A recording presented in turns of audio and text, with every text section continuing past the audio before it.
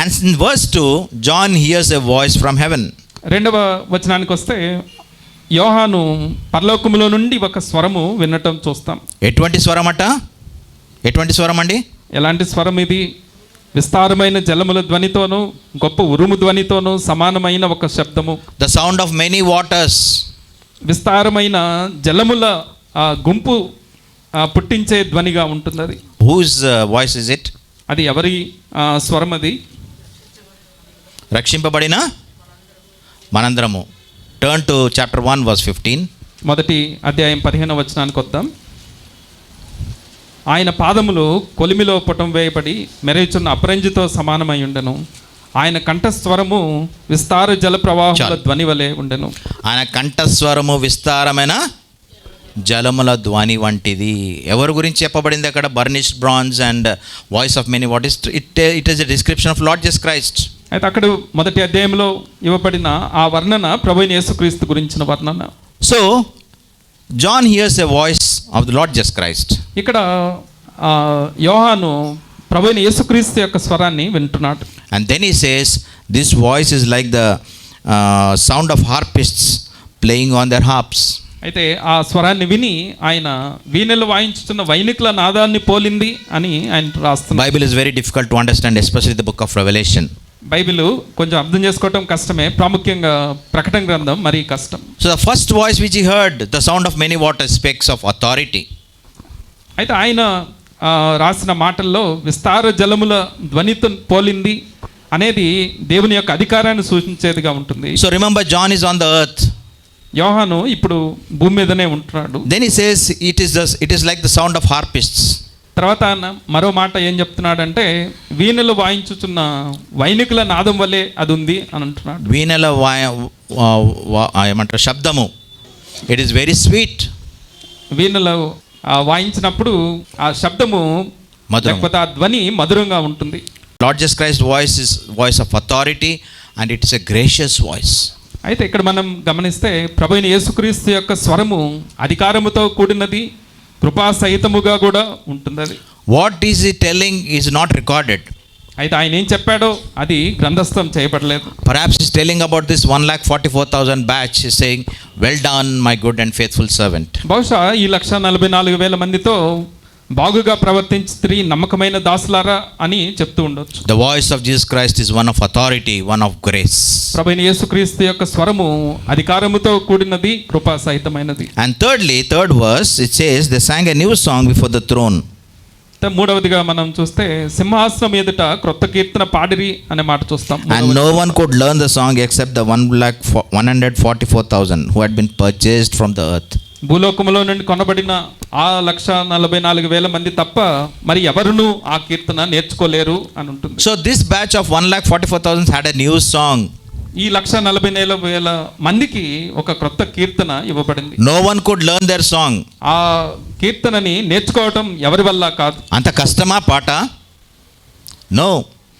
It was a very special song because of a special experiences they had undergone during the tribulation time. అయితే ఎందుకు అది నేర్చుకోలేము అని అంటే మహాశ్రమల కాలములో ప్రత్యేకమైన అనుభవం గుండా వీళ్ళు వెళ్ళారు కాబట్టి. One day our sorrows will be converted into sweet song. అయితే ఒక రోజున మన వేదనలు, దుఃఖం అంతా ఒక క్రొత్త మధురమైన కీర్తనతో మార్చబడుతుంది. Every experience that a Christian undergoes is particular or new to himself. అయితే క్రైస్తవుడు unique to himself. క్రైస్తవులు అనుభవించే ప్రతి అనుభవము ప్రతి వ్యక్తికి అది ఒక విశిష్టమైన ప్రత్యేకమైన అనుభవంగానే ఉంటుంది. We are not to copy worship of others. అయితే మనము ఇతరుల ఆరాధనలని కాపీ కొట్టడం మంచిది కాదు. We ought to have our own song, our own new song. అయితే మనకి మనం క్రొత్త కీర్తనలు కలిగి ఉండే వారంగా ఉండాలి. We are not called to be copycats. అయితే మనము నకిలీలుగా ఉండటానికి పిలువబడలేదు. Worship cannot be generalized. It has to be unique to a Christian, to a believer. అయితే ఆరాధన అనేది సామాన్యంగా చేయటానికి వీలు లేదు, కానీ ప్రత్యేకమైనదిగా ఎవరికి వారు చేసేదిగా ఉండాలి. There is a story told about a very great wealthy merchant, a German merchant. German దేశంలో ఉన్న ఒక ధనవంతుడైన వర్తకుని గురించిన కథ ఈ రీతిగా చెప్పబడింది. He built a castle on the river Rhine. This is the longest river in Germany. అయితే ఆయన ఏం చేశాడంటే ఒక నది ఒడ్డున ఒక కోటని కట్టుకున్నాడు. So in that castle, big castle, he erected towers అయితే ఆ కోటలో కొన్ని గోపురాలు కట్టించాడు. and he hung strings. అయితే వాటి మీద కొన్ని తీగలు కట్టించాడు. So his idea was that when the soft winds blow, these strings would give us a emanate a beautiful music. అయితే ఆయన ఆలోచన ఏంటంటే ఈ గాలి వచ్చినప్పుడు ఆ తీగలు మంచి సంగీతాన్ని చేస్తాయి అని ఆయన ఉద్దేశం. Daily he went out to hear a song, but he failed.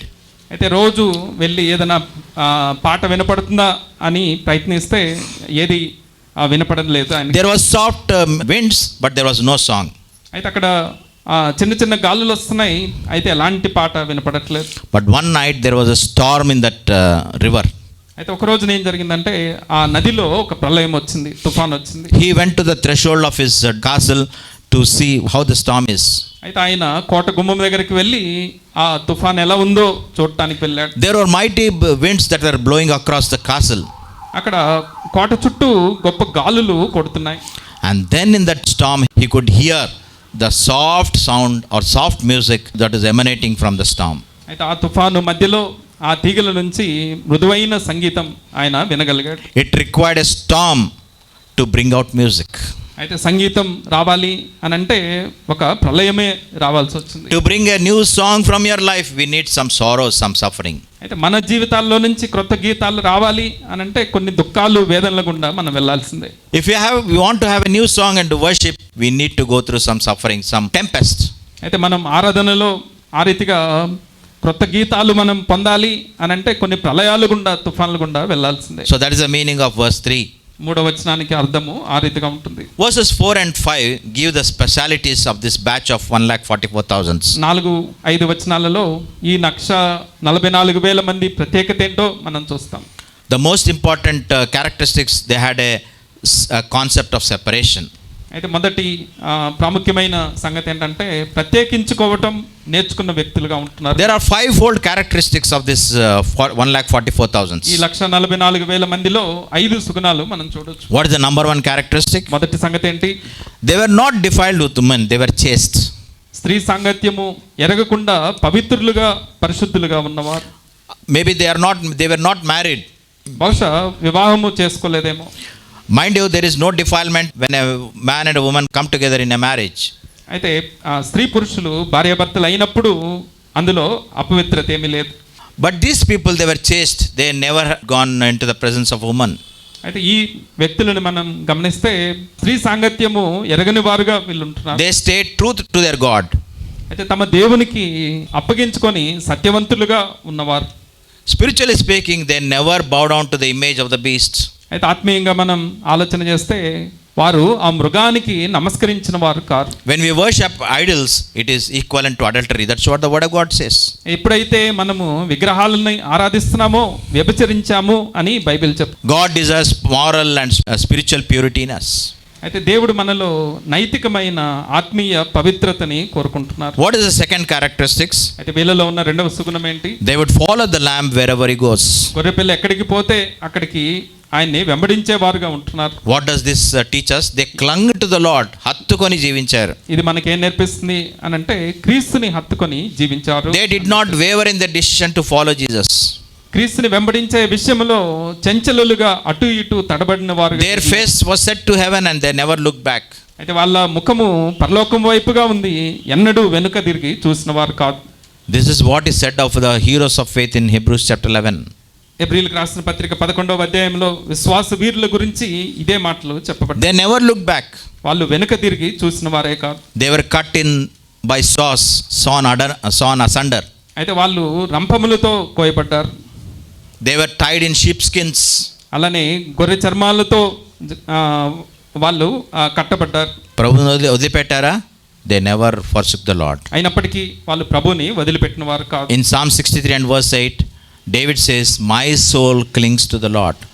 63వ కీర్తన 8వ వచనంలో చూస్తే నా ప్రాణము ఆయనని అంటిపెట్టుకొని ఉంది అనే మాట చూస్తాం. When did he write these words? ఎప్పుడు రాశాడండి ఈ మాటలు ఆయన? Sitting in a royal chair in a royal palace in all luxury. విలాసాలతో అంతఃపురంలో అన్ని సుఖాలతో ఉన్నప్పుడు రాశాడా? He wrote these lines when he was running for dear life. అయితే ఈ మాటలు ఆయన ఎప్పుడు రాశాడు అని అంటే తన ప్రాణాలు అరచేతిలో పెట్టుకొని పారిపోతున్నప్పుడు రాసిన మాటలు ఇవి. Dear friends, whenever you try to escape the suffering of the soul, always run to the God's tabernacle, God's word, God's place. ఎప్పుడైనా శ్రమల నుంచి తప్పించుకునే అప్పుడు పారిపోవాలి అని అంటే ఆ దేవుని మందిరము దగ్గరికి, లేకపోతే దేవుని ప్రత్యక్ష గుడారం ఉన్న దగ్గరికి మనం పరిగెత్తుకుంటూ వెళ్ళాలి. So they clung to the Lord. వీళ్ళు ప్రభువుని హత్తుకొని జీవించిన వాళ్ళు. And what is the third characteristic? వీళ్ళ గురించి మూడవ సంగతి ఏం చెప్పబడింది? They are being purchased among men as first fruits. మనుషులలో నుండి ప్రథమ ఫలముగా ఉండటానికి కొనబడ్డవారు. The first fruits are always the first and the finest fruits of the harvest. అయితే ప్రథమ ఫలము అంటే ఏంటి అని అంటే మొదట వచ్చిన ఫలము, రెండవది శ్రేష్టమైన ఫలం. They are separated unto God and to be offered as a sacrifice. వాళ్ళు దేవుని కొరకు ప్రత్యేకించబడి అర్పణగా ఇవ్వటానికి నియమించబడిన వారు. We shall later see in this chapter there are two harvests. అయితే మనం ఈ అధ్యాయంలో ఇంకా ముందుకు వెళ్ళినప్పుడు రెండు కోతలు మనకి కనపడతాయి. So what is the thought in this characteristic? ఈ లక్షణాలలో మనం ఏం నేర్చుకుంటున్నాం? They are the saved during the tribulation times. That means they are the first fruits during the tribulation times. మహాశ్రమల కాలములో రక్షించబడిన వారు కాబట్టి మహాశ్రమల కాలములో ఉన్న ప్రథమ ఫలము అని చెప్పుకోవచ్చు. They have been set apart as service to God. దేవుని సేవ నిమిత్తం ప్రత్యేకించబడిన వారు. Dear friends, God has given innumerable chances to serve Him. ప్రియులారా, మనకి దేవుడు అసంఖ్యాకమైన అవకాశాలు ఆయన సేవించడానికి ఇస్తున్నారు. We have been set apart to service for God. మనము ఆయన నిమిత్తం సేవ చేయటానికి ప్రత్యేకించబడ్డ వారంగా ఉంటున్నాం. Maybe we are losing on God's blessings. దేవుని ఆశీర్వాదాలు మనం కోల్పోతున్నామేమో. If we want to be as the head, not as the tail, we must serve the Lord. మనం తోకగా ఉండకుండా తలగా ఉండాలి అని అంటే సేవ చేయటం నేర్చుకోవాలి. Learn to serve the Lord. దేవుణ్ణి సేవించటం నేర్చుకోండి. Learn to serve in the church. మందిర సేవని నేర్చుకోండి. God must find some reason to bless you. నిన్ను ఆశీర్వదించడానికి దేవునికి ఒక కారణం చూపించండి. So these are the people, 1,44,000 people, the batch, they are set apart for the service of the Lord. ఈ 1,44,000 మంది దేవుని సేవ నిమిత్తం ప్రత్యేకించబడిన వారుగా ఉంటున్నారు. What is the fourth characteristic? అయితే వీళ్ళలో నాలుగవ సుగుణం ఏంటి? They spoke the truth. సత్యాన్ని పలికిన వారు. That means they are people of integrity. యథార్థత కలిగిన వారు వీళ్ళు. This must have been their attitude when they were tortured, persecuted and put to death. అయితే వాళ్ళు హింసించి చంపబడినప్పుడు కూడా వాళ్ళ హృదయ వైఖరి ఇలానే ఉంటూ వచ్చింది. From where does the word integrity come? యథార్థత అనే మాట ఎక్కడి నుంచి వచ్చింది? It comes from the word integer. అది ఇంటీజర్ అనే పదం నుంచి వస్తుంది. What is integer? ఇంటీజర్ అంటే ఏంటి? It is a whole number అది పూర్ణ సంఖ్య, without any fractions. దశమాంశము లేని పూర్ణ సంఖ్యని integer. 1 or -1 or 0, the whole number is called an integer. పూర్ణ సంఖ్య అని అంటాం, దాన్ని ఇంటీజర్ అని అంటారు. So people are integrity, are wholesome people. వీళ్ళెవరు యథార్థవంతులు అని అంటే పూర్ణులైన వారు. Honesty and consistency in them. అయితే నిజాయితీ కలిగిన వారు, ఏకరీతిగా ఉండేవారు. What is the fifth characteristic? వీళ్ళలో ఉన్న ఐదవ సుగుణం ఏంటి? They were blameless. అనింద్యులుగా ఉంటున్నారు వీళ్ళు. The purpose of God in our life is to be blameless before Him. మన ఎడల దేవుని చిత్తం ఏంటి అని అంటే మనము ఆయన ఎదుట నిందారహితులుగా ఉండాలి అనేసి. దేవుని ఎదుట అనింద్యులుగా ఉండాలి. That's what the word of God says. దేవుని వాక్యం ఏం చెప్తుంది అని అంటే దేవుని ఎదుట నిందులుగా మనం ఉండాలి. Ephesians chapter 1 and verse 4, He chose us before the foundations of the world to be blameless before Him. ఎఫెసీ 1:4 మనం ఆయన ఎదుట పరిశుద్ధులమును నిర్దోషులము అయి ఉండవలనని జగత్పునాది వేయబడక ముందే ఏర్పరచుకొనేను అనే మాట చూస్తాం. And in Ephesians 5:27 He says He might present the church in all her glory, having no spot or wrinkle or any such thing, that she would be holy and blameless.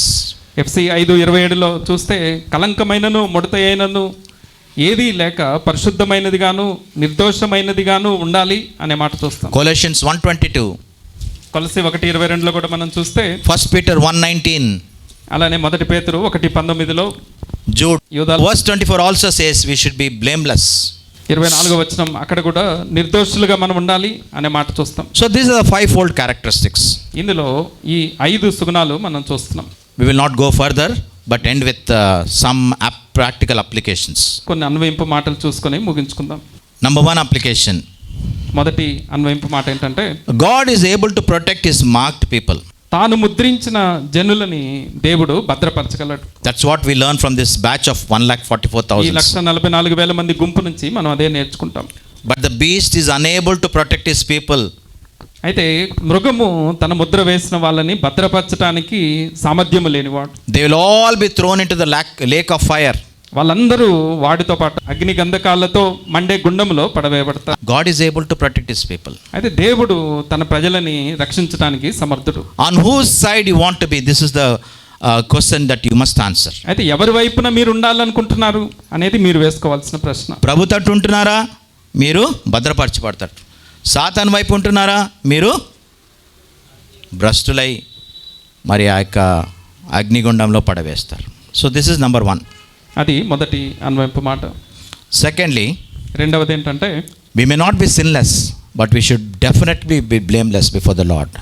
పాపరహితులుగా ఉండలేకపోవచ్చు, నిందారహితులుగా మనం ఉండగలగాలి. Third application. మూడవ అన్వయింపు మాట ఏంటంటే This batch of 1,44,000 followed the lamb wherever he went. ఈ 1,44,000 మంది గొర్రెపిల్ల ఎక్కడికి వెళ్తే అక్కడికి ఆయనని వెంబడించిన వారుగా ఉంటున్నారు. గొర్రెపిల్ల ఎక్కడికి వెళ్ళాడండి? లోకం పాపమును మోసుకొని పోయే, అంటే సిలువనెక్కాడు. He went to the cross. ఆ గొర్రెపిల్ల సిలువనెక్కింది. వై? ఎందుకు? To become a sacrifice for you and మీ.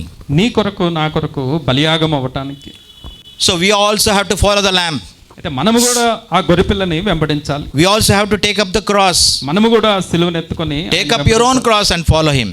ఎవరి సిలువను వారు ఎత్తుకొని ఆయనని వెంబడించే వారంగా. What is the idea of cross? సిలువ అనే ఆ విషయం ఏ రీతిగా ఉంటుంది? It is sacrifice. సిలువ అంటే త్యాగము అని అర్థం. What is the sacrifice that you have done for the lord? ప్రభు కొరకు నువ్వు ఏం త్యాగం చేశావు? This is my question to you. You have to question your selfs. అయితే నేను మీకు వేసే ప్రశ్న, మీకు మీరు వేసుకోవాల్సిన ప్రశ్న. What is that one sacrifice that you can count on? దేవుని కొరకు నేను ఇది చేయగలిగాను అని చెప్పుకోగలిగిన త్యాగం ఎక్కడుంది మీలో? May God bless this word. దేవుడి మాటలు దీవించును గాక.